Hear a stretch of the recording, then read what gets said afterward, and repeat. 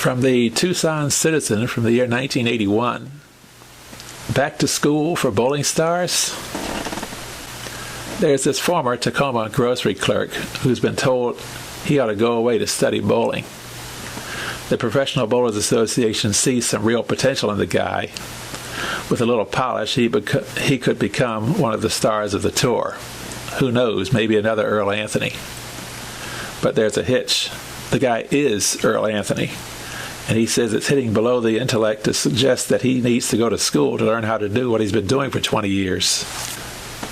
Earl makes a pretty good point, considering that he's won more tournament championships, 36, than any man alive, and is the all-time money-winning champion of the PBA Tour with $900,761. He has a comfortable lead in earnings this year, too.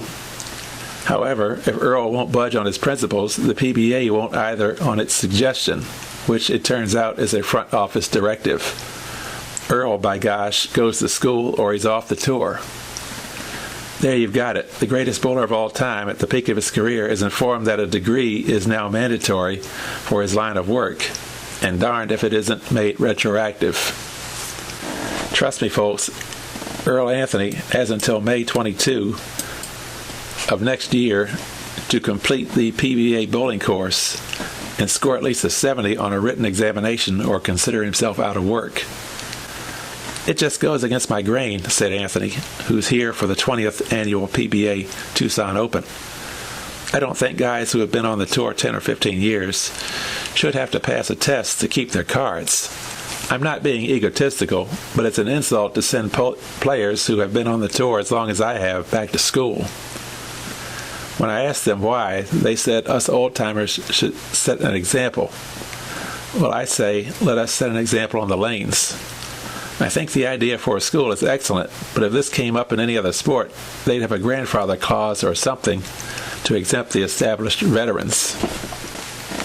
Oh, for sure, you say. The PBA would never drop the biggest star of all time just because he refused to take some silly class from work. The guy who wrote the book on bowling surely doesn't have to go pass a test to learn what the game's about. Well, it's all true. The ball is in Earl's court, said Kevin Shippey, PBA Education Director. The executive board made it mandatory, with an overwhelming vote, that every player must attend the school and take the written exam. The test consists of multiple choice, true and false, and essay questions, and any student with less than 70% accuracy must take the exam again or, presumably, learn softball or pretzel salting. There are a lot of other players who feel the same as I do, said Anthony. I'd say the majority of the veterans have negative feelings about the whole thing. I talked to Wayne Zahn today, and he's not taking it either. Wayne and I were just inducted into the Bowling Hall of Fame. The school is modeled off that which is run by the Pro Golf Tour.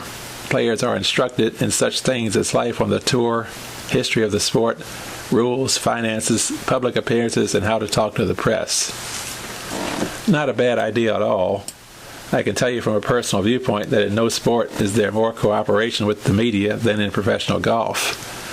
And when an athlete cooperates with the media, he is cooperating with his public.